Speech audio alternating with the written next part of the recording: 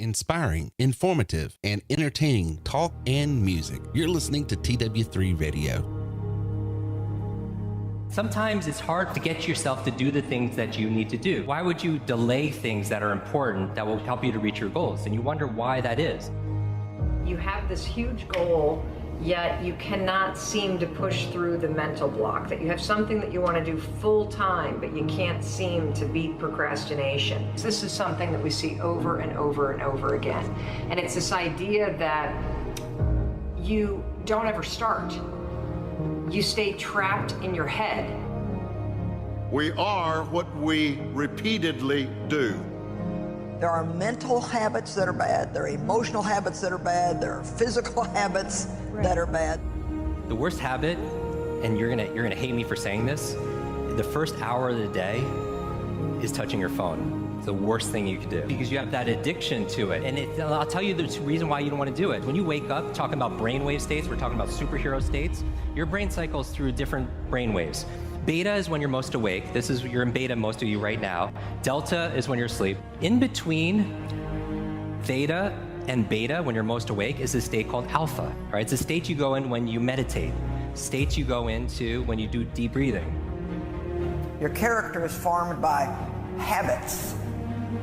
And habits are formed by discipline or the lack of discipline. You have good habits because you discipline yourself. We have bad habits because we don't discipline ourselves. So that discipline becomes habits, and those habits become our character. I've never really viewed myself as particularly talented. I've viewed myself as, slightly above average in talent. And where I excel is ridiculous, sickening work ethic. While the other guy's sleeping, I'm working. While the other guy's eating, I'm working. Most people who procrastinate they're in a state of procrastination.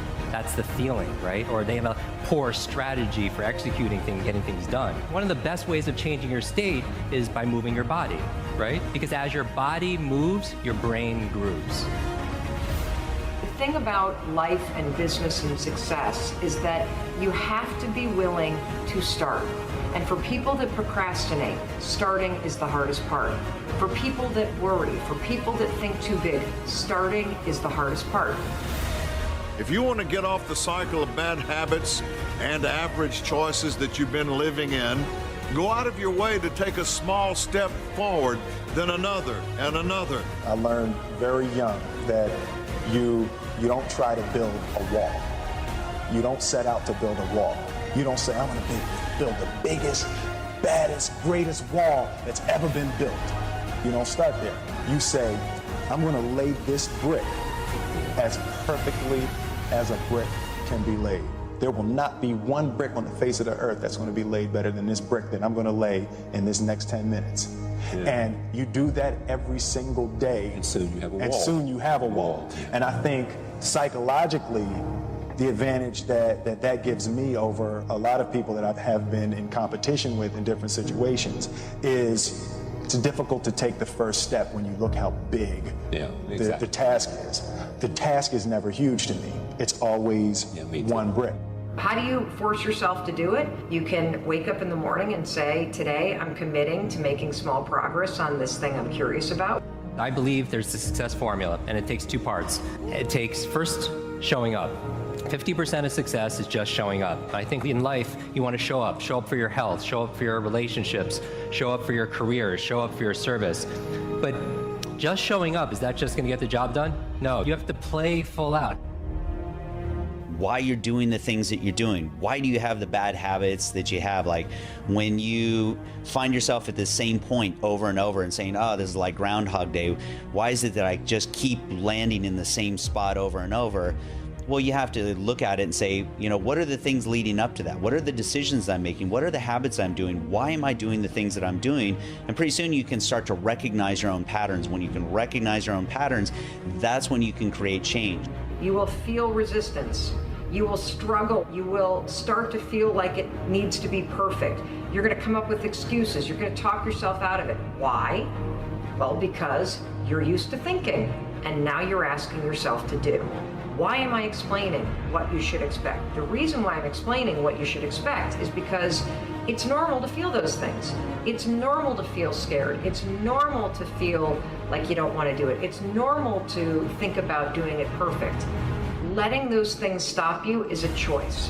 The road to success is through commitment and through the strength to drive through that commitment when it gets hard. And it is going to get hard, and you're going to want to quit sometimes, but it'll be colored by who you are and more who you want to be. The only solution is micro action. That's it. I don't want to hear shit about your big goals. In fact, for everybody out there, I don't want to hear shit about your dreams and your goals until you're actually taking the actions every day for a couple weeks straight. You don't get to talk about your dreams until you can prove that you wake up and every single damn day you push yourself to take one small action forward. If you can do that consistently for a month, then you can start talking about your dreams. Then you can start talking about how you make money at it. Then you can start talking about how you build skill around it. But until you can... Inspiring, informative, and entertaining talk and music. You're listening to TW3 Radio. How could a man hit a target he could not see? That's a pretty good question. Here's another one. How can you hit a target you do not have? Besides, planes are built for flying. Ships are built for sailing. Houses are built for living. And man, too, was built for purpose. He was designed for accomplishment. He's engineered for success. He's endowed with the seeds of greatness. And the greatest danger we as human beings have is when we do not do anything at all. People today complain of lack of time. It's not lack of time that's the problem, it's the lack of direction.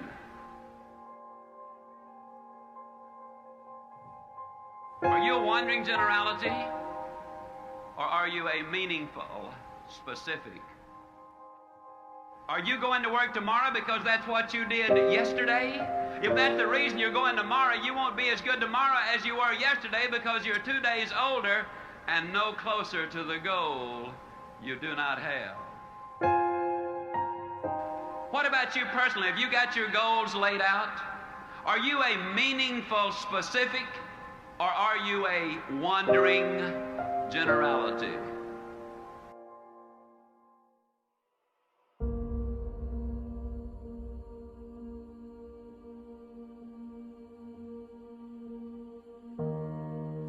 See, you are part of an equation, and you are needed. Part of why we should begin to look at how we give up our lives, is that we've got to begin to see, what is it that I'm supposed to do? What is my life work? And then give ourselves to that. Because as we do that, ladies and gentlemen, I guarantee you, as you begin to take on this new era that we're in, if you decide that I'm going to begin to start living life, I'm going to start giving more of myself, I'm going to start putting out more, contributing more to life. Here's what's going to happen, ladies and gentlemen. I guarantee you that life will take on a whole new meaning for you. I guarantee you that life takes on a whole new dimension. That you'll be happier, you have a greater sense of happiness and fulfillment in life, that now you will begin to take off on some new paths to some newer horizons. That you'll begin to see life totally different than most people.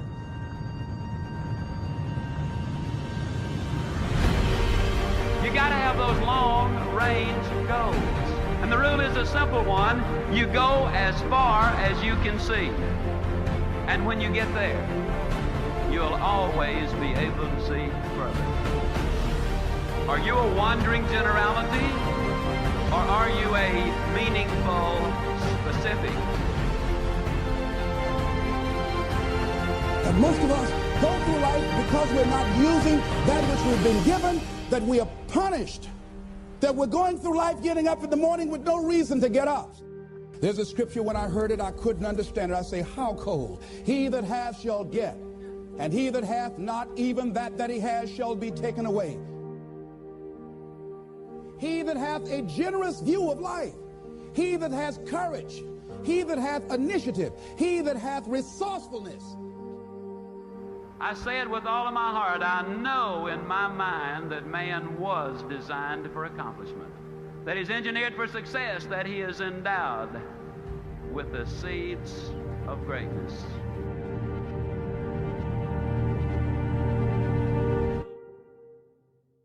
You're listening to TW3 Radio, inspiring, informative, and entertaining talk and music for the entrepreneur and small business owner. Why is it that people don't want to grow? Why is it that they just settle for being less than what they are capable of being? Why is it they shy away from doing their stuff and challenging themselves and taking life on and making it an exciting adventure? Why is it? Because living your dream, it's hard, ladies and gentlemen. It's hard living your dream. We are in charge of our attitudes. And when you're in charge of your attitude, you say, if it's hard, then do it hard. I won't allow this to stop me. I don't have the option of easy. I don't have the option, and I don't think you do, or any of us do, of going around trying to find a dream that's a little dream that doesn't require much responsibility or not too stressful or won't be too much of a hassle. No, no, no. I am convinced that life is 10% of what happens to me and 90% of how I react to it. An optimist sees an opportunity in every calamity. A pessimist sees a calamity in every opportunity. What can make it okay? Your attitude about it. That you decide that this is not going to determine who I am. Charles Swindoll said about attitude, he said, the longer I live, the more I realize the impact attitude has on life. Attitude to me is more important than facts. It is more important than the past, than education, than money, than circumstances, than failures and successes, than what other people think or say or do. It is more important than appearances, giftedness, or skill. The remarkable thing is we have a choice every day regarding the attitude we will embrace for that day. We cannot change our past. We cannot change the inevitable. The only thing we can do is play the one string we have, and that is our attitude. If there's anything in life that you don't currently have right now, it's because of who you are and how you think. I know you're strong enough to do it because you're human. And every human has what it takes to get past whatever they're going through if they decide to. Push through it. Push through it. Tragedy and trials come to everybody. Only the strong survive. Y'all running from pain. Y'all running from challenges. You telling me how difficult your life is. Do you understand it is the difficulty that's going to prepare you and take you to that next level? I'm here just like you here, and I promise you, I ain't leaving without the degree. I will not leave without that goal. I will not leave without that dream. I will not leave this university until I'm successful. I will not leave this job. I will not leave this client. I will not leave this opportunity until I get it. You're listening to TW3 Radio, inspiring, informative, and entertaining talk and music for the entrepreneur and small business owner. Look what you did there, and you can't do that. And who are you, Terry? Who are you to go and talk to hundreds of people about business? You're a failure. You went bankrupt. Well, let me tell you something. I figured out a way not to do business. And you need to know this. And Les tells a story about where he was playing Connect Four. I don't know if y'all know Connect Four, but it's this little checkers game that you play. And he's playing with his son, and he's playing. He played for hours with his son. And he says, son, I'm ready to go to bed. I'm tired. He says, Dad, one more game. And he said, son, I'm bored. I'm tired. He goes, listen, it's not over until I win. And finally his son won, and they could quit playing. And he says, Les says, how many of us would find so much more success if we'd have the attitude of that little child? It ain't over until I win. This ain't over until I win. I'm still going to play this game. I'm still going to be involved. I'm still going to be engaged till I get my breakthrough.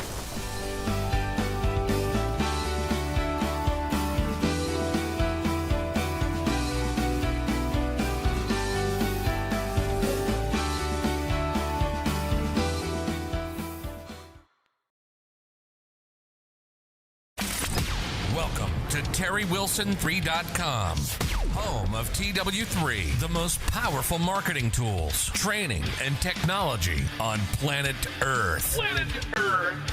Get ready to earn, enjoy, and experience more than you ever dreamed was possible. If you're tired of just getting by and ready to really thrive, then buckle in and listen up. Here's your host, Terry Wilson. Thank you, Keith. What is going on, everybody? Yakety yak, we are back all the way from Montana. Big sky. Big sky country. Big sky. I tell you, that is the most beautiful place, in my opinion, on planet Earth. Everyone I know that's like come from Montana or at least has gone to Montana will always tell you like it's one of the prettiest places on the planet. I thought before I went out there that Ireland and Scotland was and I still think Ireland is the most pretty place on planet Earth. But if you want to go somewhere just absolutely gorgeous and see mountain terrain, you can see the Rockies like Colorado.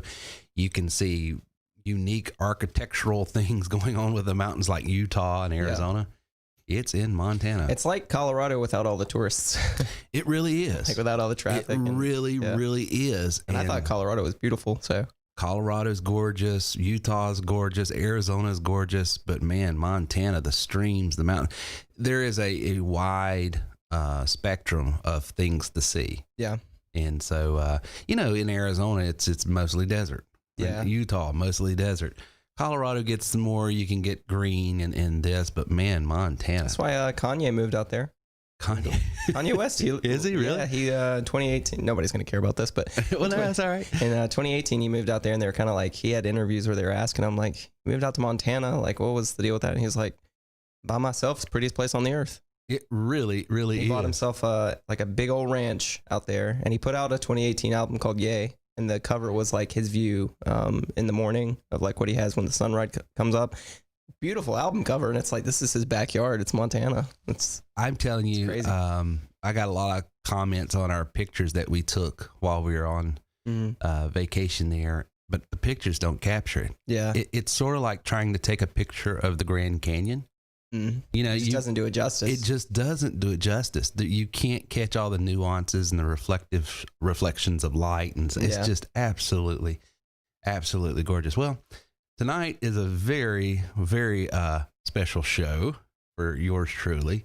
The much awaited interview with my personal. I got so many texts about this, not just from you, but from Gabby and like River, who knew you were interviewing them. They were both like, Dad's fangirling again. I'm like, oh, is he meeting like a podcast hero or what is it this time? And they're like, nope, Chicago. And I was like, this is my Mount Rushmore, man. Yeah, that's awesome though. I was happy for you. Like to be able to hear that. I mean, everybody's had their heroes growing up. Like I would be the same way. If I ever met Dave Grohl, I'd be in tears. Like, you don't know what you meant to me. I just love you. I love you so much. Well, I'm a big music fan. What can I say?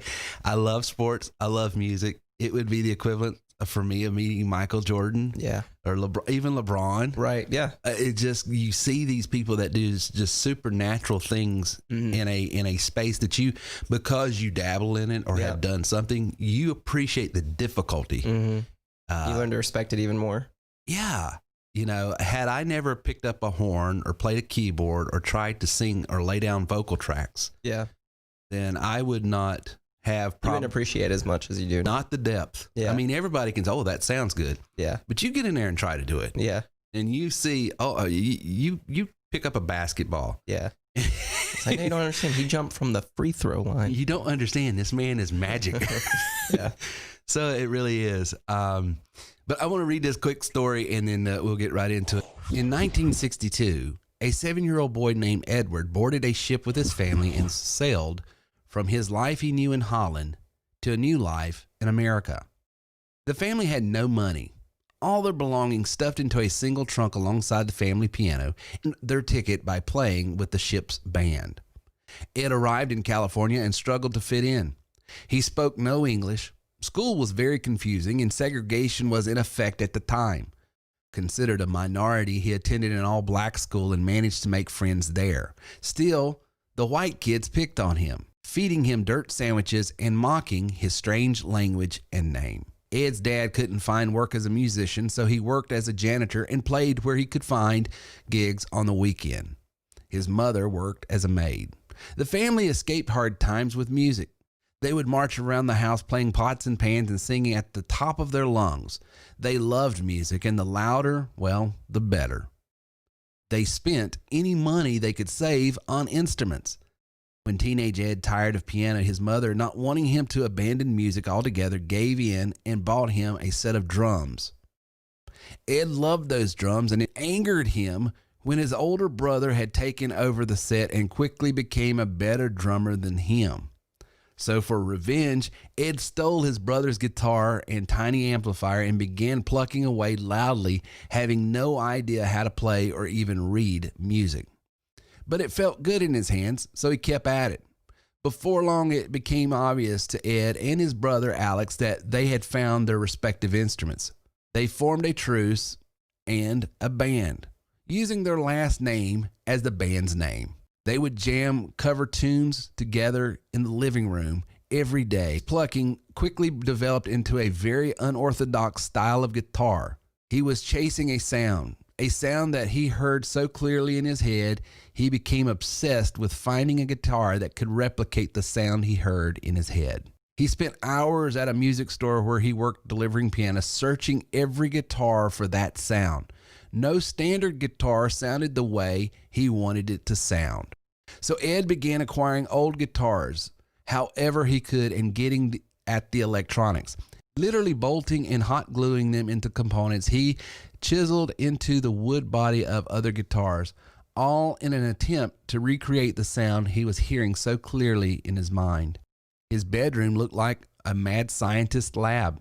While most teenagers were busy smoking weed in the early 70s, it was the smell of solder and wires wafting from under Ed's door. The sound was his drug. Finally, by taking the fatter tone humbucker pickups from a Les Paul Gibson and combining them with the thinner tone pickups of a Stratocaster, for the first time, Ed heard the sound in his head coming straight out of his amplifier. It was a defining moment for Ed and for music history.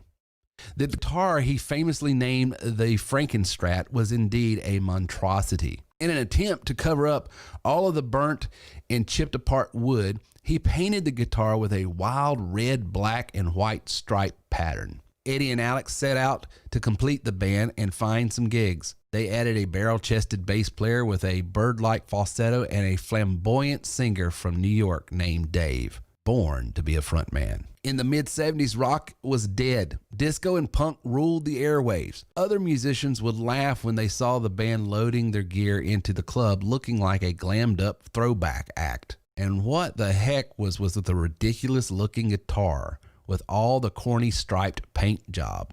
The laughter, of course, stopped the minute they heard that guitar blasting out sounds no musician or fan had ever heard before. The band, Van Halen, was signed by Warner Brothers and released their self-titled debut album in 1978. On the record track, in 1 minute and 42 seconds in, Edward Van Halen permanently altered the direction of music history with a stunning guitar solo he called Eruption. Similar to Jesus, Ed split time. Of course, our Lord and Savior split time with BC AD, but from then on out, every guitar player known to man would either be deemed as before Van Halen or after Van Halen.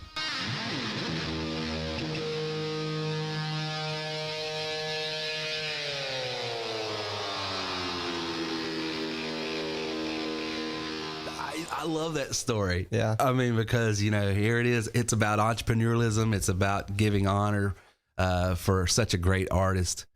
It's absolutely amazing. And here again, 2020 took another icon out. It started off the year with Neil Peart. Yeah.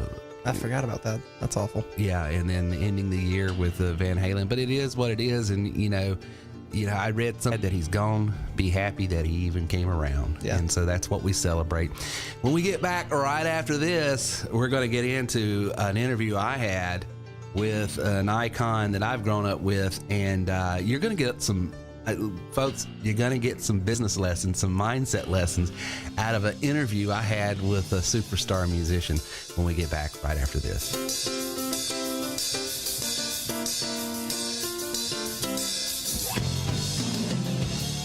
If you've watched my podcast any, you know that I love hats. As a matter of fact, if you see any of my blogs or written content, half the time I'm in a hat. And there's a reason for that. The older I've gotten, I've lost hair, and it keeps the sun off my head, or it keeps me warm. But nevertheless, the quality hat's harder and harder to find. Michael and I were down in Charleston the other week and ran across a hat company called Gorin Brothers. Been in business forever, and they make nothing but quality hats. You can get a fedora, flat cap straws, packables, knit troopers, baseball caps, you name it, they've got it. And you're not going to beat the quality, the craftsmanship, and the material they use.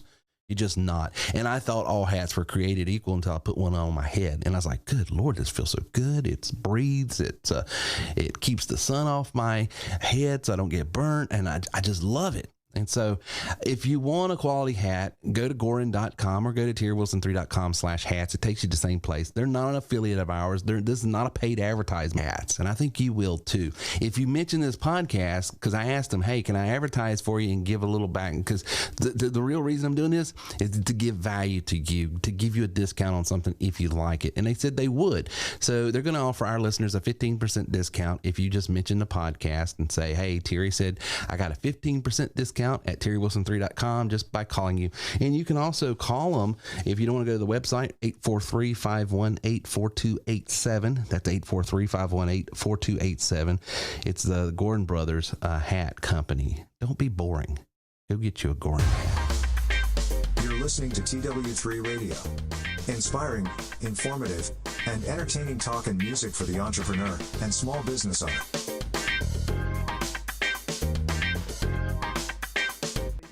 Man, I'm doing great. Great to talk to you again. Oh, right. Yeah, it's been a while. I think it was at a NAMM show, right? Yeah, we were at the Elisa's booth, and man, you cracked me up. I said, I went all fanboy on you. I am your biggest fan, and you responded, well, you're the one. Yeah, exactly. You're the one. Oh, you're the one. Record company said one guy heard it. You know what I mean? Hey, listen, there should be a lot of fans out there. You know, I went double plywood. Exactly. Yeah, you know what I mean? I think my aunt and uncle heard this. Right. But they don't like me. They never liked me in the first place. So there you go. Exactly. Someone on Facebook yesterday posted a YouTube video of you with a group, and I can't think of the name of the group, but it's something. I thought it was just released as something, and it was a cover of an old Billy Joel tune that you were doing. Oh, the in the middle of the night. Yeah, I did that. It was Lady Smith Black Mazamba was the name of the group. My God! And they actually did the background for Billy Joel's version, and then Alan Abrahams, a real close friend of mine, was producing it. And he said, hey, Bill, can you come sing the lead? In the middle of the night, I'm walking in the sea. Of the Billy Joel thing? I don't know if I can hang, but I'll give it a shot. I'll give it a try. Hang? If I'm Billy Joel, I'm pissed. I mean, you own it now. Jeez.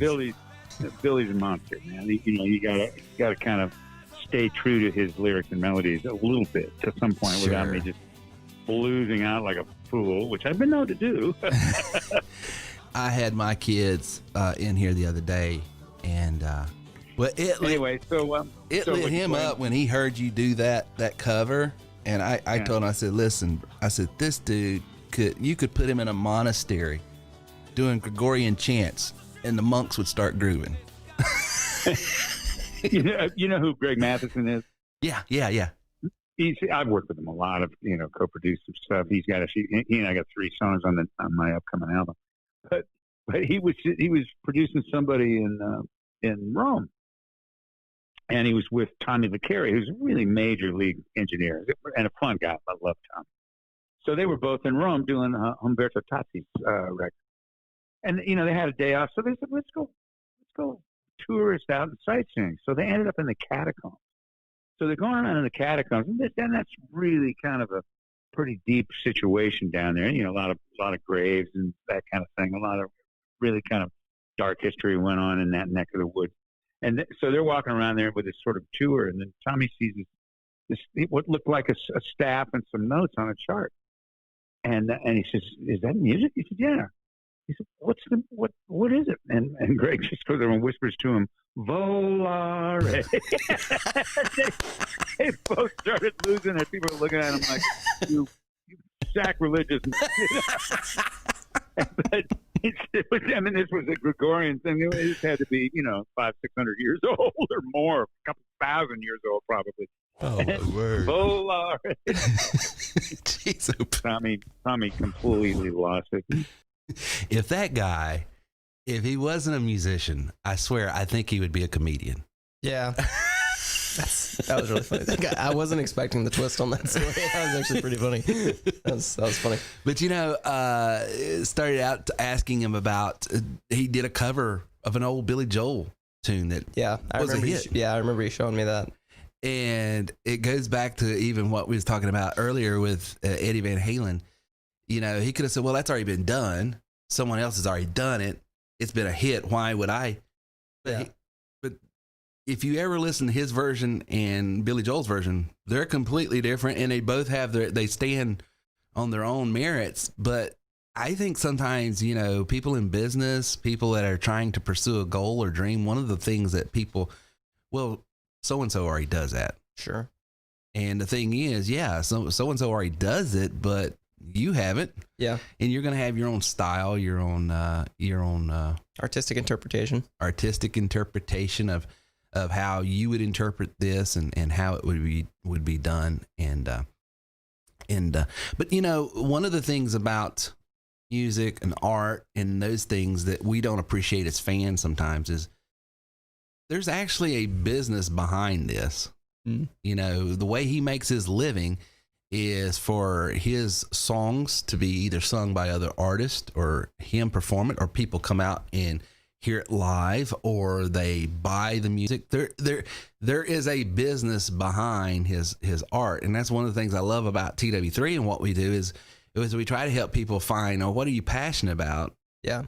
And put a business behind it so it works. And in this segment here where we were talking, he actually gets into how the music business has changed and the challenges here it's facing, which is just like any other business, whether you're in insurance, real estate, direct sales, retail, restaurant. It doesn't matter if you're in coaching, if you're in ministry, whatever it is you do. The society has changed, but technology has big impacts on business. And that's one of the things, we talk every day to guys that's been in real estate or insurance for years, mm-hmm. but they're not getting the leads that they once needed or are used to. And the software and blogs and technology sometimes can be an irritant. Yeah. But it's one of those things you've got to adapt because these are the tools of today. Right. Yellow pages and just a regular phone is not going to cut it. So in this segment, he gets into how even in his business, even though music's been around for years, thousands and thousands of years, the business end of it has changed, and he gets into that. Yeah, I got a lot of guys here at TW3 and a lot of artists, a lot of musicians, a lot of people that's trying to get their voice out there, their music out there, and seeing an artist. It's hard for everybody. I don't care who it is. I mean, it's hard for Sting to get hurt these days. It's hard for anybody to get hurt. It's just the whole model has changed so much. Well, I was wanting you to speak to that. And then the digital thing is probably going to be where it's all going, and the whole streaming and all that other thing. It's really killing musicians right and left. It's just real hard. Even ones that, if you get your song on, like, okay, for instance, Lady Antebellum, big group had this song of the year one year. Pandora had, I think, 72 million streams. That's, that means the real fans are listening to the song 25 times, 100 times. Right. But instead of downloading, right? And the writers split 72 million streams. Can you imagine that in jukeboxes? Whoa, tell me about it. Right. And then and at the exact time they were, cashing their $2,000 check each, the guy that was the CEO of Pandora was in Washington trying to cut their share of it by 85%. So that's pretty much pulling the rug out from under all of us. So, and that was just Pandora. That had nothing to do with Spotify, but they're both the same kind of thing. And I think from what I understand, iTunes, which has been a download thing, and you kind of get paid from them. From what I understand, iTunes is about to go into a streaming world. So the model is changing, and figuring out a way to turn music into commerce again is rather hard. It's kind of a singles world now. If you don't have one song that's tearing people up, nobody's going to pay attention to it. And selling albums, they say CDs will be gone in 2 years. Isn't that amazing? I mean, my base, my fans really want CDs. I mean, they're a lot, and actually a lot of them want LPs. Listen, I'm still vinyl sounds a little better, I think, and some I think the record companies kind of missed the boat when they did take their basic CDs up to DVD level and make it 24-bit. Yeah, I agree. That way, when everybody was sharing MP3s, you say, okay, you can share the MP3s for free. We got it, the shit that sounds really good. Exactly. So at least you'd have the sonic freaks buying it, Right. Rather than everybody turning their back. So I mean, if you got a good set of headphones. No, I hear you. Yeah.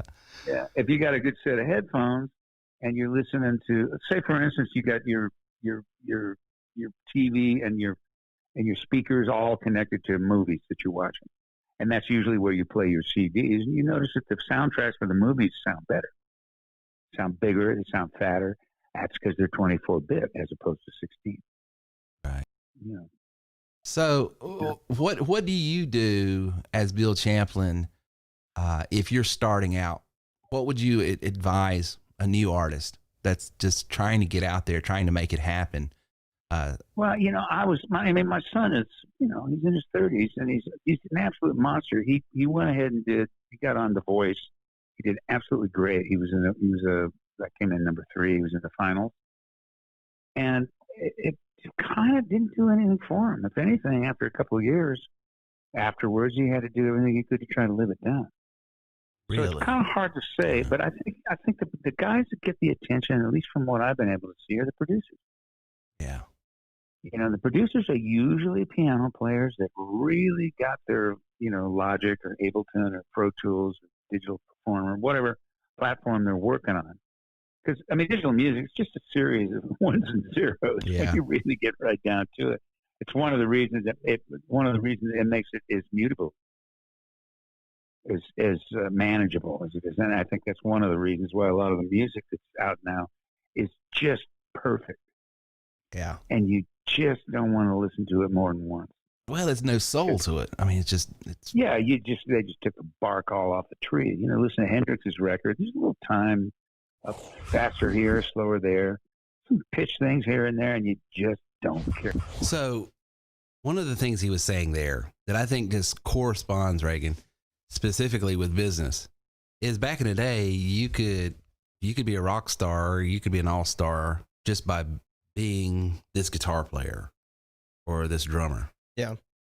But nowadays, you have to be the guy behind the scenes as well. Mm-hmm. To me, the way that translates in business is could be a rock star just being by that all-star salesman out on the sales floor. Mm. But now, the way you rock it out is you got to be able to be the producer behind the scenes that's generating the leads, that's getting the audience so that you can put that product, good, or service, that value in front of them. And that's what he's saying, because that's what a producer does. He produces the whole thing because he knows there's an audience that he can get in front of with this, and then everybody gets paid. Mm. And I when he heard that, it was just like light bulbs. I said, that's exactly the way it is in business. Back in the day, I did well just being a salesperson. Yeah. All I had to do is worry about being this rock star salesperson. But nowadays, if I want to be able to exercise that gift of selling, then who do I sell to? Mm. Isn't it amazing how, that this, even though he's in the music industry, it's all the same thing. Yeah, it correlates for sure. I think you could be a fantastic salesman, at least in our business, you could be a fantastic salesman, but if you don't know how to support your clients, you're not great at coaching, at it all counts. I mean, you got to be the producer. Yeah. You got to be the wizard behind the curtain. And it doesn't mean that you have to know everything and do everything, but it does mean that you've got to have your hands in a little bit of everything. It's just like you just started working in the call center, and you're not going to do a lot of coaching, but you're doing a lot of front selling and then passing it off to coaches to help out. Yeah. You know, and it's the same thing. If I'm going to be a musician out there, maybe all I want to do is play guitar or keyboard or sing or write. But I've got to have enough wherewithal that this is a business, and I've got to have this in front of people, and I've got to be able to generate that audience. I can't depend on a record label anymore. Put yourself in a position where you're talking to people every day, and, you know, bottom line, you want to be able to get them started and get them on their way with their own business. But the reality is that's not cut out for everybody. I mean, it's just not. Some people, they can't work off just commission, and I respect that. There's some people that don't have any experience in sales, not good with computers, various reasons why it's just not a fit. It wouldn't be a fit for them. Instead of having to be like, oh, well, I didn't sell one today. Like, no, I got them a job. You helped them and got paid for it. Yeah. And that's just, no, you're right. I love the way our business model is set up. There's not a person that we speak to that we have to sell to make money. Yeah. We can help them and still get paid by someone else just for helping them. And honestly, it puts you in a position where you're constantly honest with people. I mean, you're not tempted to have to color something. Yeah. I mean, be able to talk to people and be like, I tell them up front, I'm like, hey, I get paid off commission. That's what I do here. I guess you could call myself a headhunter. My goal is to find out what you want to do and what your experience is. And then it's a conversation of like, okay, what have you done in the past? If it's somebody that's only worked salary jobs, only worked hourly jobs, they have no interest in a commission job. And they're entry level jobs to start with. Right. It's like, I'm not in a place where I'm frustrated because I waste my time. It's like, I want to help them and I'm able to get paid for it. And especially in today's market when people need jobs. And then for those that were like myself, you feel kind of stuck in a place that you didn't enjoy working. Having that freedom to sort of get out of that, you're helping people. Right. I mean, yeah. I get it. Well, in this next segment, we get into talking about craft versus art. And what we mean by that is there's a mechanics to selling. There's a mechanics to playing an instrument. Yeah. There's fundamentals and stuff. And then there's something when you master your craft, it becomes this thing that's beyond just craft, but it's an art. You know, have you ever been around people that you can go in and say something and someone else can go in and say the same thing, but there's a completely different effect. It's the same words, same subject, same audience.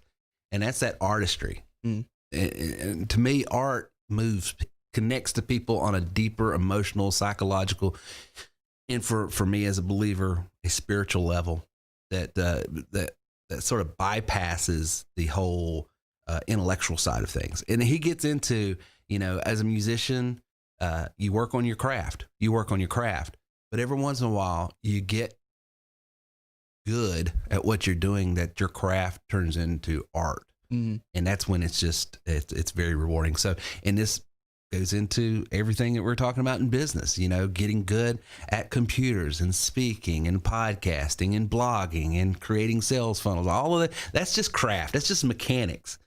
But when you can get it to the point where you can really play a song with it and move people, that's when it becomes fun. And I thought this was pretty cool. So let's check this out. You're talking about meters floating a little bit and not being so perfect. Your last, not this most recent one, Wonderground, but the one before that, No Place Left to Fall.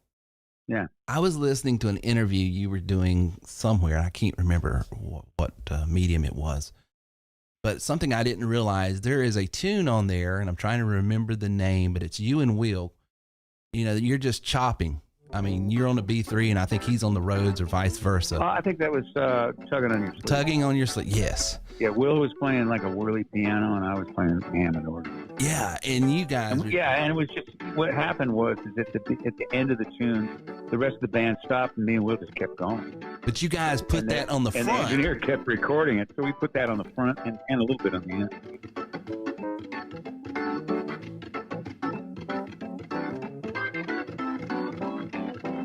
You don't get that in Pro Tools. Will's a feature. I mean, he plays that circles around. He's a pussy grab. He's a bad boy all the way around. Yeah. But plus he's so good at computer, he's really dug into all that kind of stuff to the point where he just really knows his way around. And then he sings, he writes and sings, and it's like, forget it, he's a monster. Yeah. Bad boy, serious bad boy. Anytime I'm full of myself around the house, all I got to do is look over there and go, okay, I got it. So he keeps you humble, huh? Exactly. It has to, and then, there's a handful of singers around that whenever I start going, man, I'm singing really good, I'll just go listen to Jerry Lopez or something, or old Lou Rawls records or somebody like that and go, you ain't all that, Bill. You gotta, keep working at it. You'll eventually come up with something. Well, I mean, I think if the minute you see, you think that you got it is the minute you don't.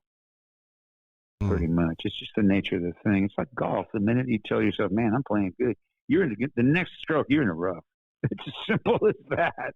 And it's kind of it's a little bit of a Zen thing. Is just keep going and don't stay hungry. Yeah. Don't judge. Yeah, it's not a matter of really hungry so much as it's just keep doing the craft. And the more you do the craft, the more chances that art will come flying out of it. Because you don't do the art, you do the craft, and art just happens.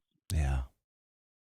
I think, I do a lot of stuff that's just basically craft, and occasionally I hit something that's just really artistic.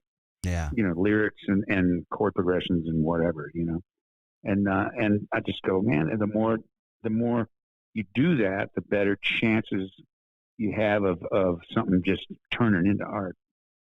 I mean, you look at the art that has lasted maybe the longest in history, and it's probably the pottery of some guy that was making something to put his wheat in, True. thousands of years ago, and he just decided to draw something on the front of this bowl, you know what I mean? And we're all looking at that as like, well, this will sell for about $50 million, and all he was, all he was looking for was someplace to put his wheat or his corn or whatever. Exactly. and that's kind of the way you kind of look at it. I just go, well, everything starts off as craft.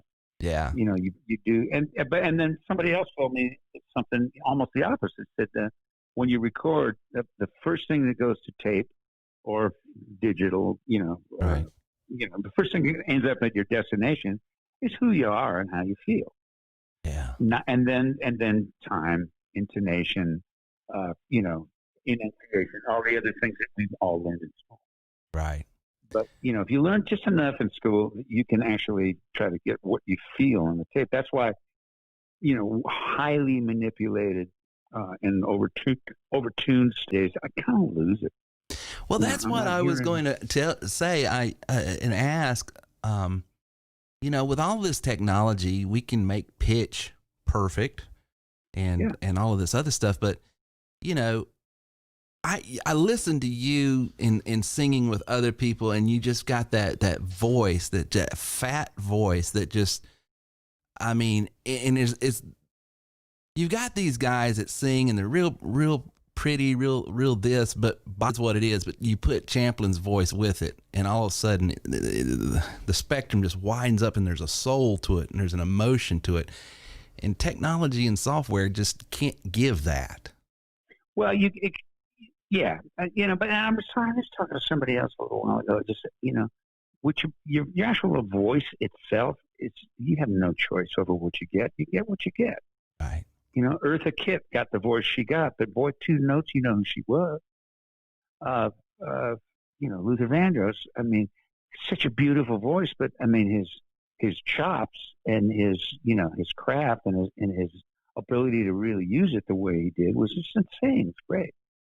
Peter Cetera, Michael McDonald, 2 notes, who they are. Yeah. And a lot of that's just the voice they were given. What really makes them special is that they really learned how to touch people. And that's really what counts. Right. Michael can sing 2 bars and you feel it. That's the truth. I love that because in our world, Reagan, you've heard me say it on this show and other times. We don't sell genies in a bottle. Right. We don't sell get rich quick pills. We sell the tools, we sell the training to develop a craft so you can make beautiful music. But you have to work the craft. You have to work the tools. You got to learn your instrument. Yeah. And that's what he was saying. With all this technology, it would be the equivalence of, hey, I'm going to go out and buy the same keyboard, the same computer software that Bill Champlin's got, and I'm going to win Grammys and just write these hit songs. Oh, it works. Yeah. He touched on it a little bit too. There's like a little bit of appreciation for when you've kind of spent time.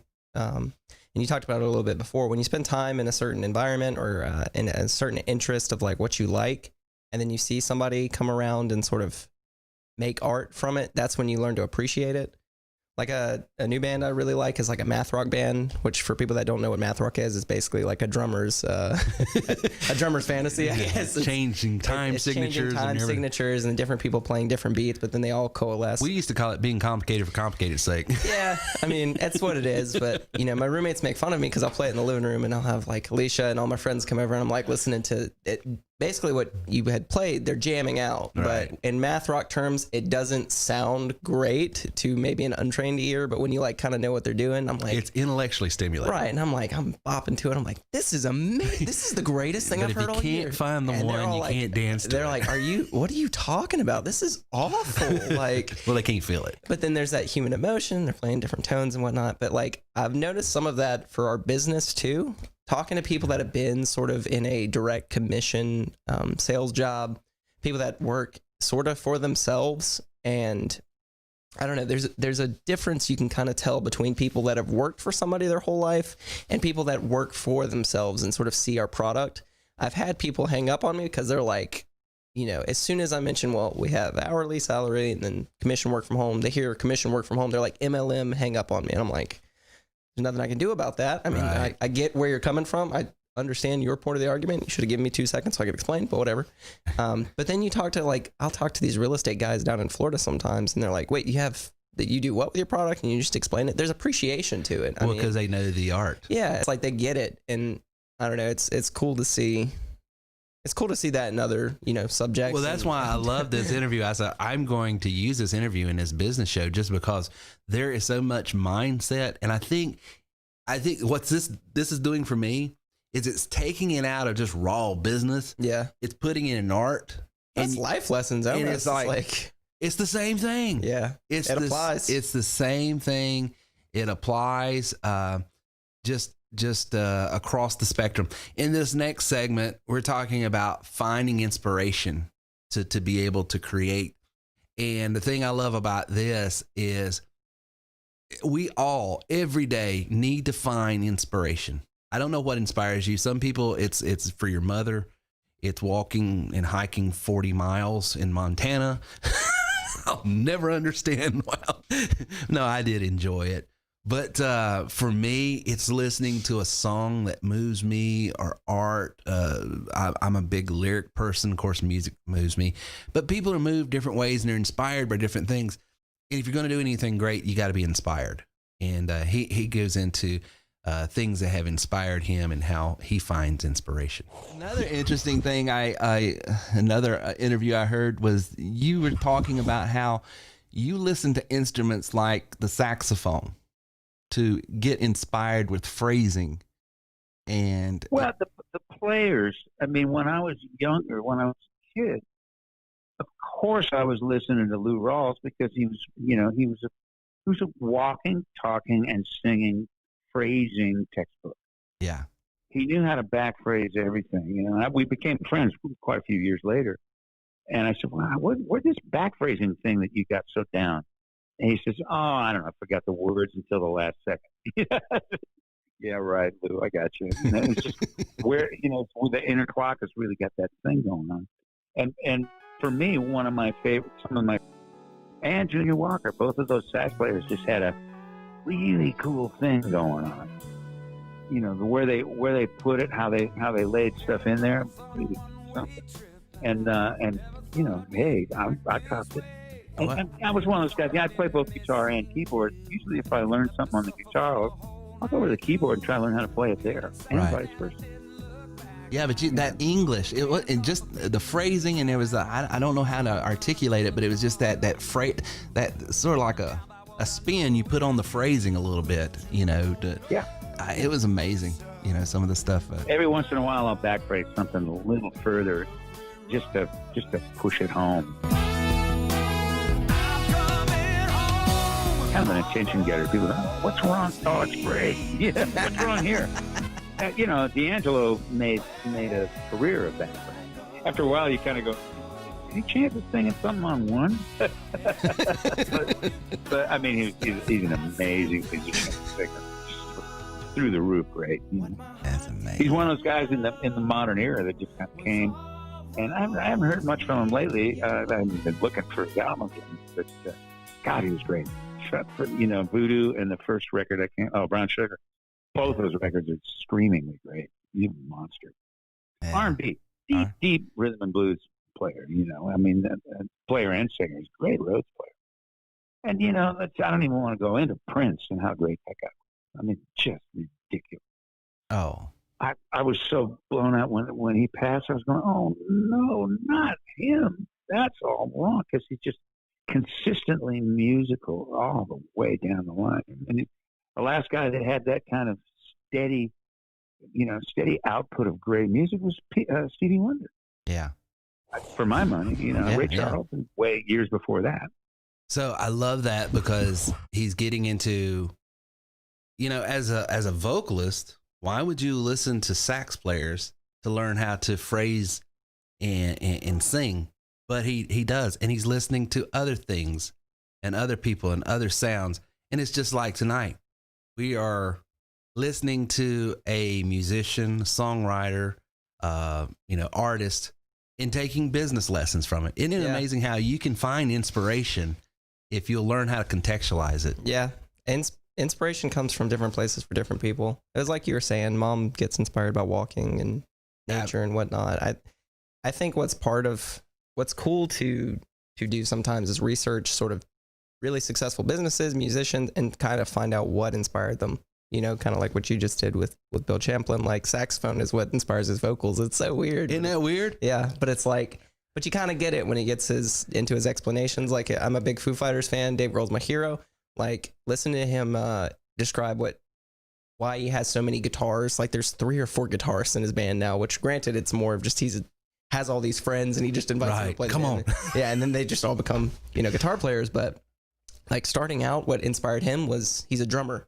So his guitar parts always start with like, it's drum phrasing. Like, one guitar, like a rhythm guitar, that's the hi-hat. And then lead guitar, that's like the bass drum and snare. Like, that type of stuff though, when you find out what's inspiring people, and you can do the same in business. Like, certain people are working for themselves for various different reasons. Some people were inspired by the money, some people inspired by the freedom, And that's important when you're talking to people and recruiting people into your insurance business, your real estate business, your TW3 business, or whatever.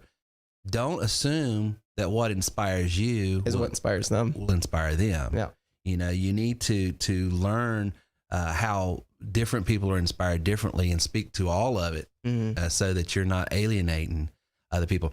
In this segment, this gets the most controversial segment, because he gets into a little bit about, his tenure with the group Chicago. And did he hurt your feelings? No, controversial for you. No, it's not. No. He really didn't hurt my feelings. It was more of you just hate to hear it. Office politics is everywhere. Yeah. Personality conflicts. Yeah. Feeling like you're controlled by other people. This just drives home what we're talking about. Mm-hmm. It's worth being your own boss. For sure. It's worth being your own boss. Now, he was what's called a principal. In other words, bands are set up different ways. You can be a hired hand for that band, but you don't get a vote. In other words, their drummer and their guitarist, they weren't technically principals of the band. They were, in other words, if this drummer can't show up, we'll just hire someone else. Right. He's a fill-in. It sounds rude to say fill-in, but it's he's just hired labor. That's all he is. He was one of the principals. Right. He got a vote.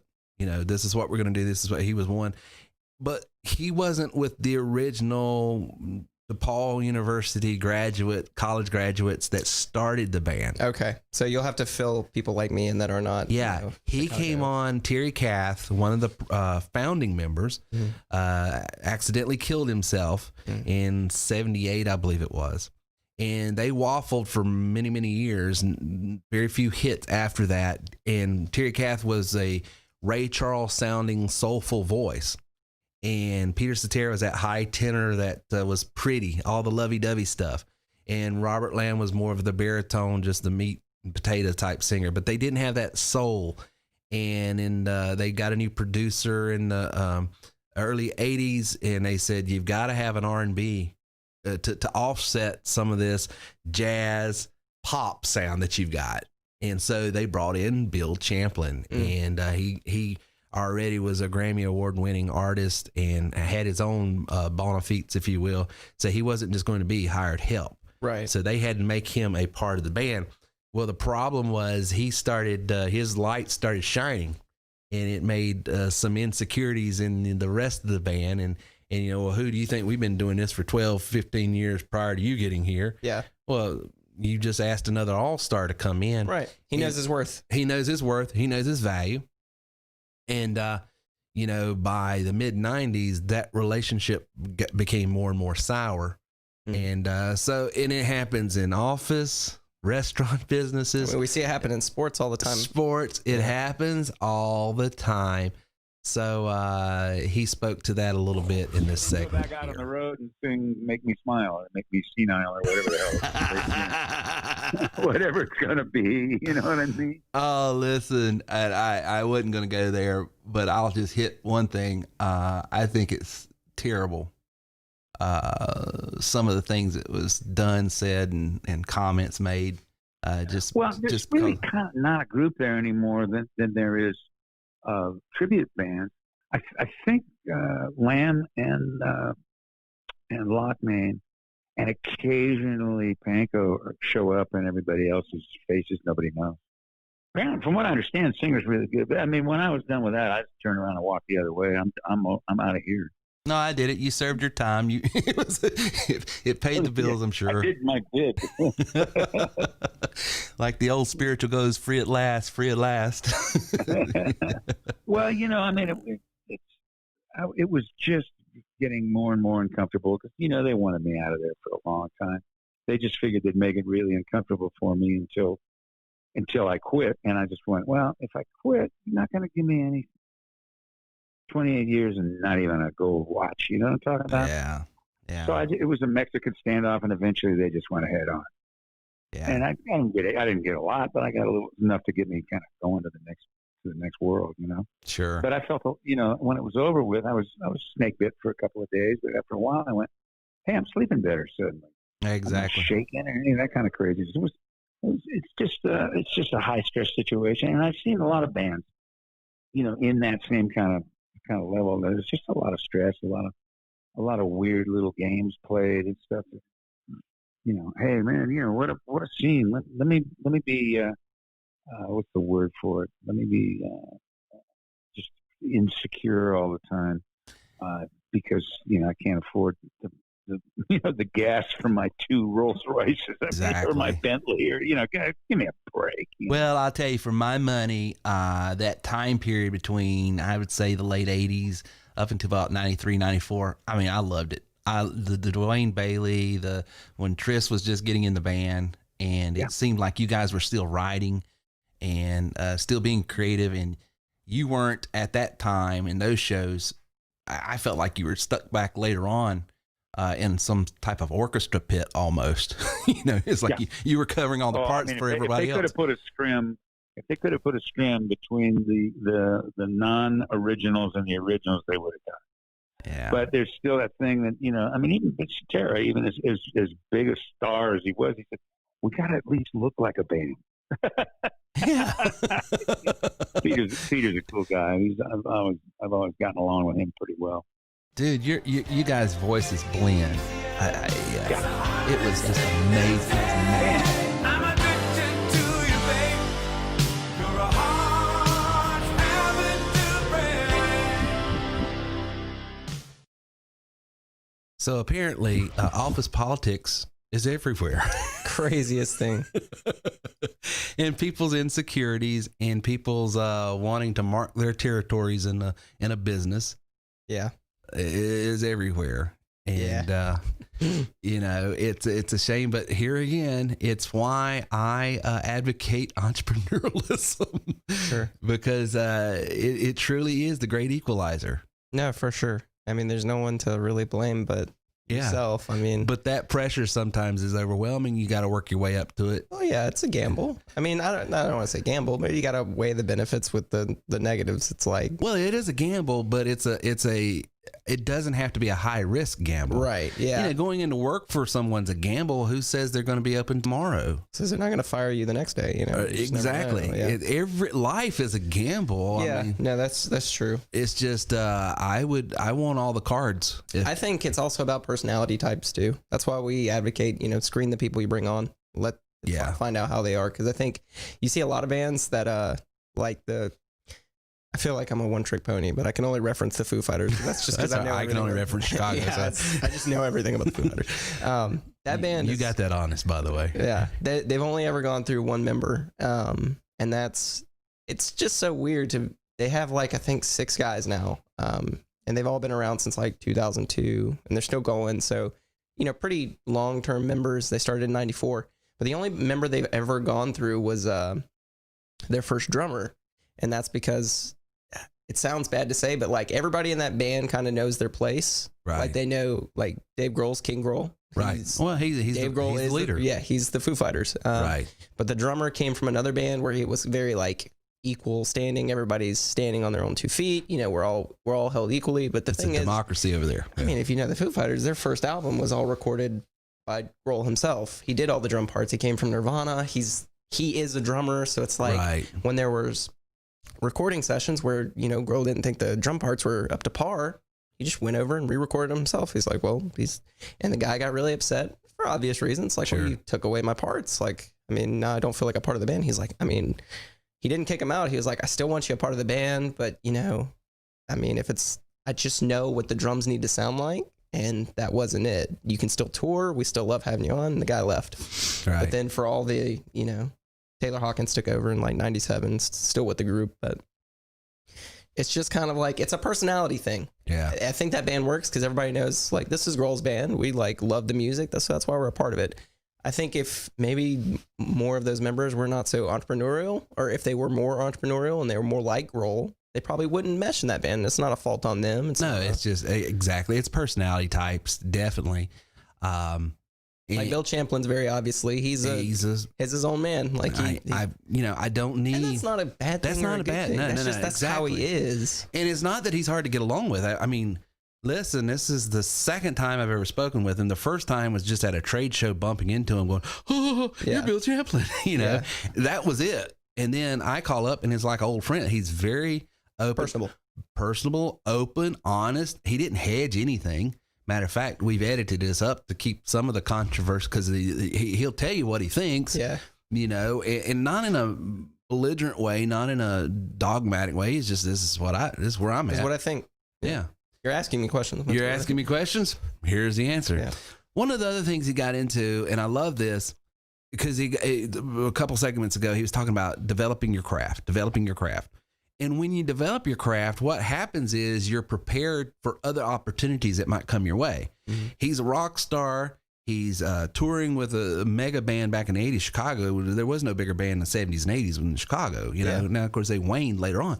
But 60s, 70s, and 80s, they were out there. They were a household name. They were writing songs. They were hits on the. You couldn't go into a store. You couldn't turn on the radio without hearing their music. Well, that's his life. He doesn't have to do anything else. Why would he do anything else? Yeah. But because he developed his craft, other opportunities started coming his way. And this is what I tell people all the time. You get our system, you learn this technology, you learn how to build landing pages, opt-in forms, you learn some marketing skills that we show you. It is going to open up. We talk about RMP, but outside of RMP, there's opportunities that come across my desk every day because people need a skill set, a craft that I've not only been able to develop but there's a little artistry with it now. Mm-hmm. And he gets into how that even helped him in this segment.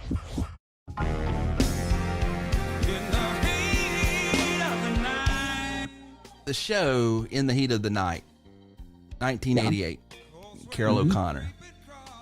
I've always wondered, was the recording of that song that you masterfully did and sung on, was that done for the show, or were you doing that was already something you were working on, and the producers?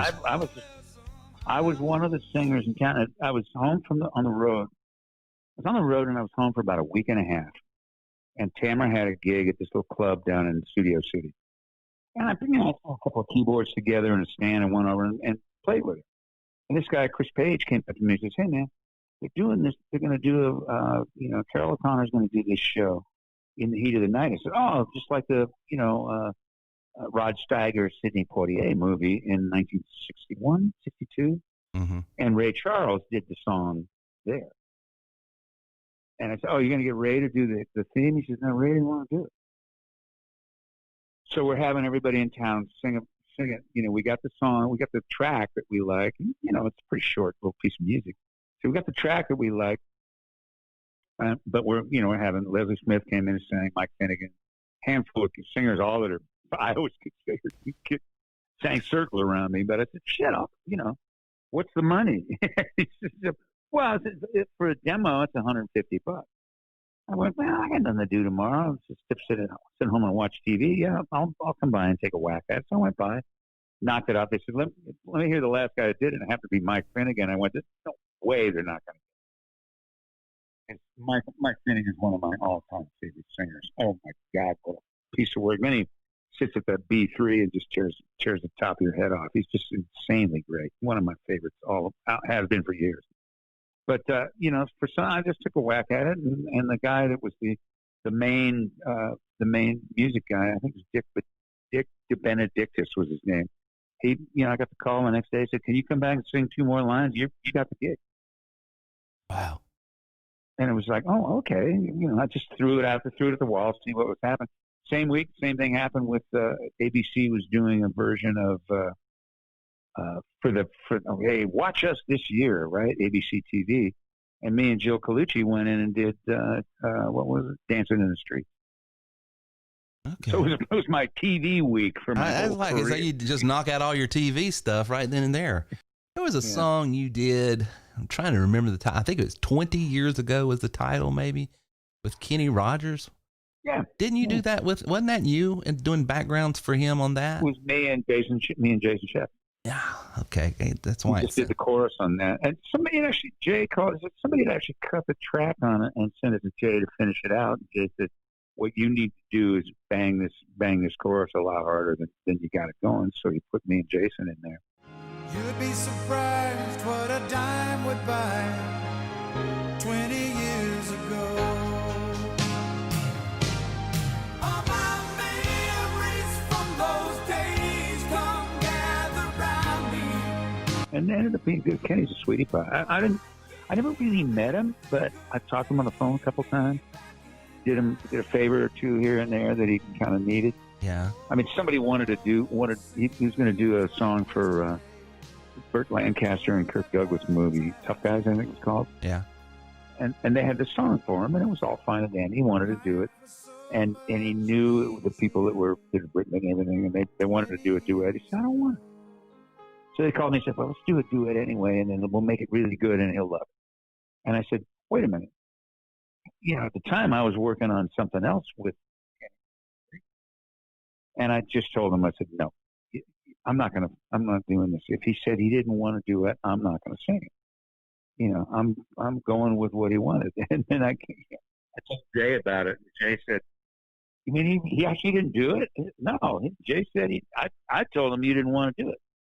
Yeah. And then I said, "Okay, Kenny didn't want me to do it. I ain't doing it." And he said, "Man, cool. I'm sending over a tour jacket for him." He said, "Man, that was really nice of you. You would think he'd take a shot at it just to try to get on a record like that." It just was like, I don't want to just piss him off. Sure. I didn't know if that was a Foster connection or something, because it seems like I read Actually, Jay Graydon. Okay, yeah. Because it seems like I read that one of the tunes off of 16 or 17, was supposed to be a Kenny Rogers tune, and it turned out to be you and Peter. Don't even know. I can't remember. I don't know where I heard that. Don't even know. I know what it was. That Netflix special that's got David Foster. A Netflix special. He was talking about that. So I just assumed. Well, there was one tune on 17 that David was trying to write with Lionel Richie, and it was too funky. I mean, I wish I had the cassette. He played me a cassette of Lionel singing one or two words, and the rest of it doo-doo da-das. You know what I mean? Right. But it was as good as Stevie Wonder. I mean, it was like, whoa, Lionel! I didn't know you had these kind of chops. And Lionel's producer heard it, and went, "This is too black for the record that we're going to do, because we're going to do this crossover record," which was the first one he put out, right after leaving Commodores. And basically Foster said, "Okay, I get what's going on. Okay, I got just the guy." He gave it to me, and I finished writing it. We put it on Chicago 17. It ended up being funky as hell. Beautiful, beautiful. A song called "Please Hold On." Oh my God, one of my favorites. Yeah, it's got that shuffle beat thing going on, I guess. Yeah. That 3/4 groove, you might have even had. Yeah. You know what? The demo came in. It was John Robinson playing drums. Okay. Yeah, and I think he just stuck with that. He might have had Danny try to replace him, but replacing John Robinson didn't make a lot of sense. John's pretty damn good. Have you re-recorded that? The most recorded musician in the history of the world. Have you ever recorded that tune on another album or project? Yeah, maybe live. I think a live thing I might have done something. I got to see you guys in 04 and 05. I saw you with Earth, Wind, and Fire singing the song you wrote for them. And I actually wrote it for me, but it ended up with them. Okay, so it was written for you, but they took it, huh? Yeah. Well, and they wanted 3 or 4 more songs off the album. I should have given them.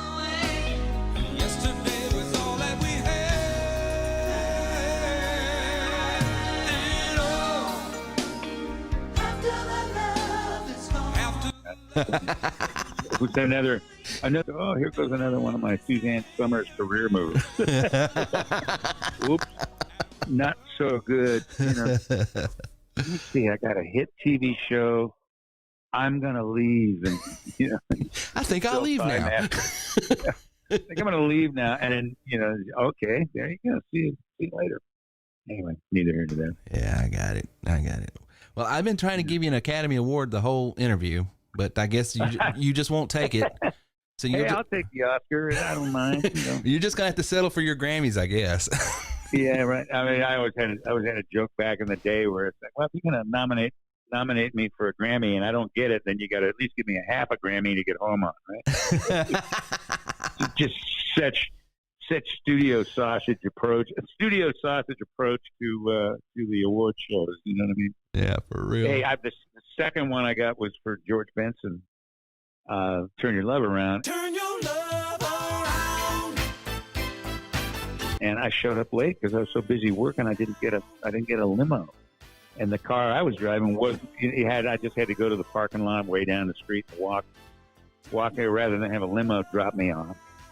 So I showed. I mean, the Grammy was handed to Luke and Jay, and I showed up after it was over with. Somebody came up to me as they were walking the door. She said, "Bill, you won." That's impossible. Yeah, you did. It was afternoon anyway. It wasn't on the TV show by any means. R&B has always been an afternoon award. They do it in the afternoon, and then they tell you about it. It's a big show. Gotcha. And the televised show. So it's like I was late for my own Grammy. Isn't that amazing? Man's late for his own Grammy. I appreciate his honesty. I love it. I do appreciate sort of the nonchalant, take it as it is attitude. But I think that's what success affords people. Oh, for sure. You know what I'm saying? He definitely doesn't have more, a lot of times people, as they say in baseball, he's got more swagger than he has swing. He's not even, he just gets up and hits his home runs. Yeah. And I loved it. I took a lot of away as far as business lessons, life lessons. Of course, it's very entertaining to me because it's one of my favorite artists. So I hope the audience got something out of it tonight.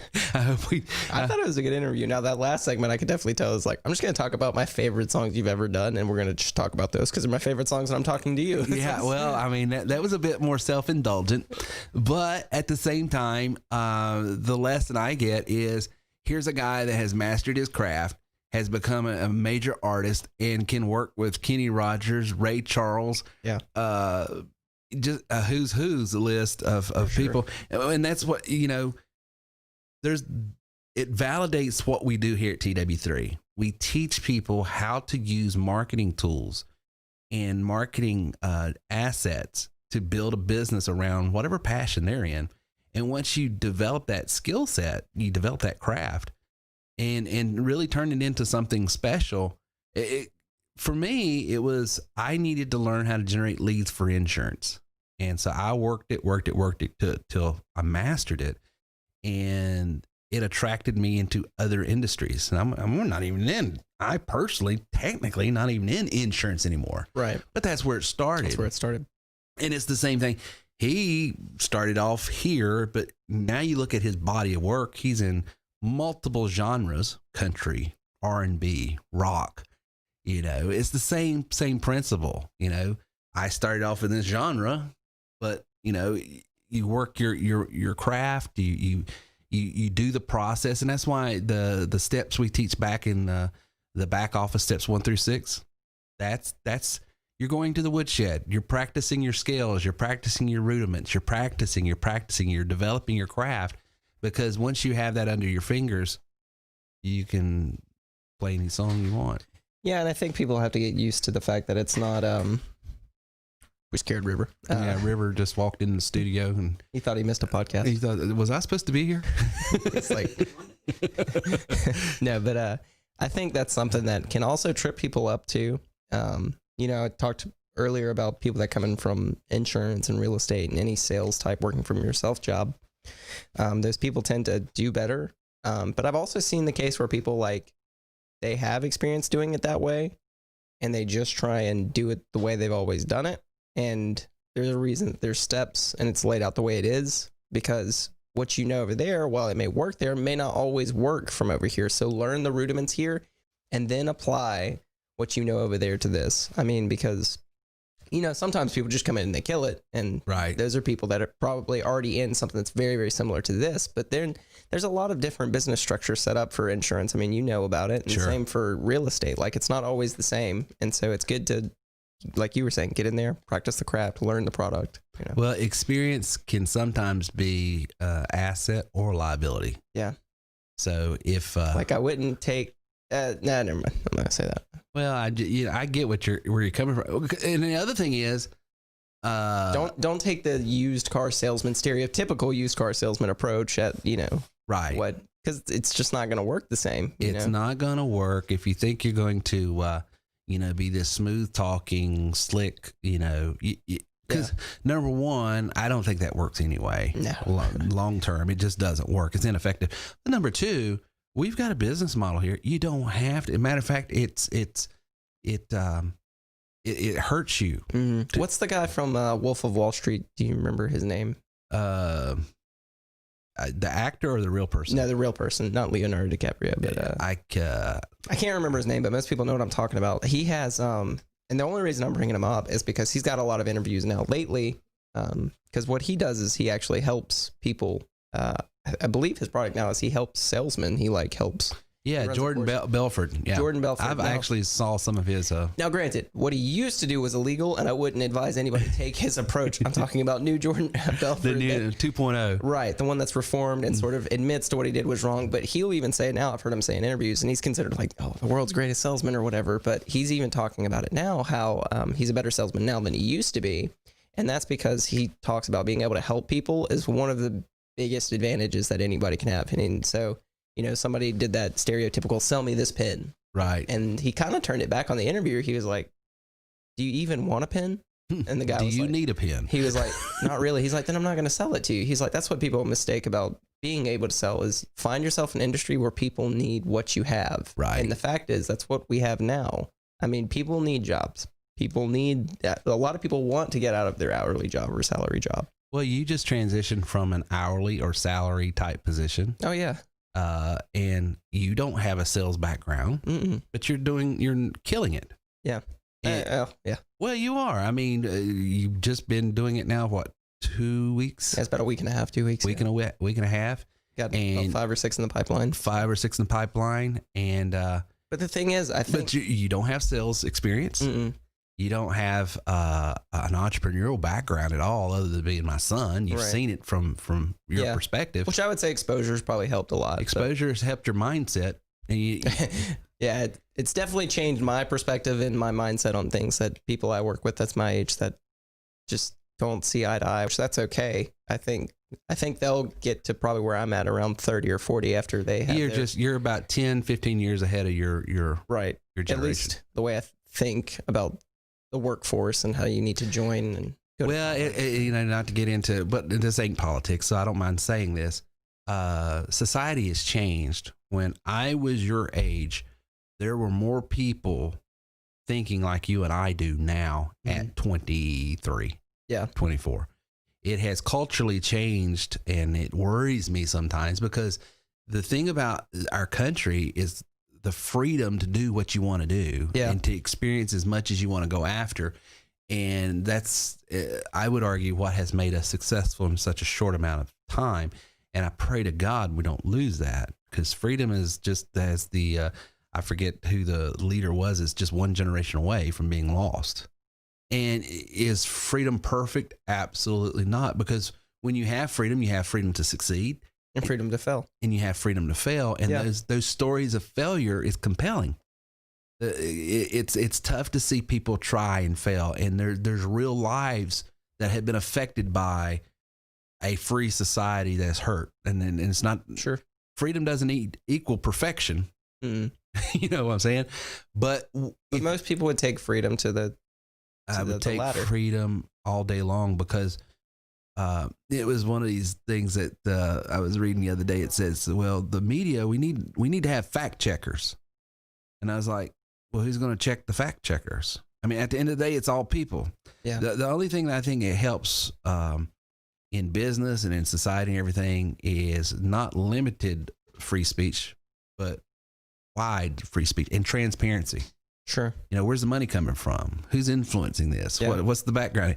You know, not more restriction, but more freedom is the anesthetic. There's a lot of political pundits, and I'm not going to get political, but there's political pundits that have used that argument, and a lot of even their supporters, they make the free speech argument, which I agree with, and then they go out and say something stupid, and they've had the backlash of it. I know a lot of people that I used to look up to, I don't look up to anymore, because they're more honest about what they really think, and then it backfires on them. But, you know, I mean, I still agree with the initial message, even though that they're on the receiving end of. Even people that I vehemently disagree have the freedom to say how they feel. Yeah, I want everybody to see how stupid some people are. Exactly right. Like, let the better idea win. Yeah. I mean, that's the only way it works. But guys, we hope tonight that you've enjoyed tonight's podcast. God knows I did.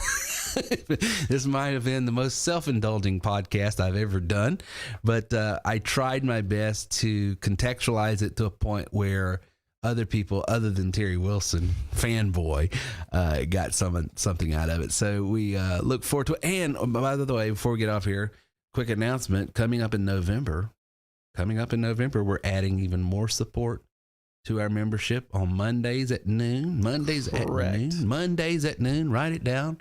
If you would like to be on a free live training as a member, you don't have to be an elite member. You don't have to be a plus member. You don't have to be you don't have to be an elite member to come to this. Anybody can come to it. If you're SRT, plus level, elite level, Mondays at noon, technical support, live training with Mr. Reagan. So we've gotten a lot of requests from people that they would like a Zoom type call. Zoom call. Which we used to do something like that. And then, you know, with just another job in school, I couldn't really keep up with Right. the demand for it. But now that free of charge, you just come here, you sign up for it, and if you got questions, you need Reagan to illustrate something on the screen for you, it's going to be there. So that's pretty darn cool. And it's every Monday at 12 o'clock Eastern Standard Time. If you're out on the left coast, bam, bam. That's 9 o'clock. Set your watch. But if you're on the East Coast, if you got a question about the funnel, got a question about an AR, got a question about a landing page, opt-in form, whatever it is you're working with, in some moderate marketing, Reagan's not going to go do a deep dive into marketing training with you. Couldn't if I wanted to. That's not your thing. I mean, but you can help moderately because you're in the field now with them, so you can answer some moderate questions. I think what it'll open up most is because I'm not going to know everything. That's just a heads up for some people are even going to bring me technical questions. They'll be like, "That's weird. That's weird. Yeah, that's strange. I'll have to upgrade that." But the thing is, I think what it'll do is, I can follow up with you, right? And it'll be able to help any barriers that people have. At least it brings it to light, and maybe we can, I can't fix it over a Zoom call. We can do it over a few emails and a phone call.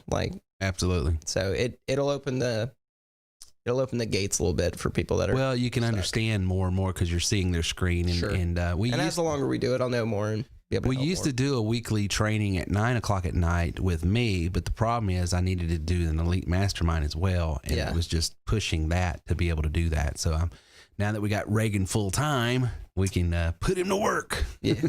So anyway, guys, thanks for coming out tonight, and we will see you on the flip side. Talk to you later. Thank you for listening to TerryWilson3.com today. If you've decided you are worth more, then go to TerryWilson3.com now and get a free digital sample copy of the book. You are worth more. Listen, no one's going to give you what you're worth but you. So stop putting off and get started earning, enjoying, and experiencing what you are worth today. Go to TerryWilson3.com now to start your journey today. That's TerryWilson3.com.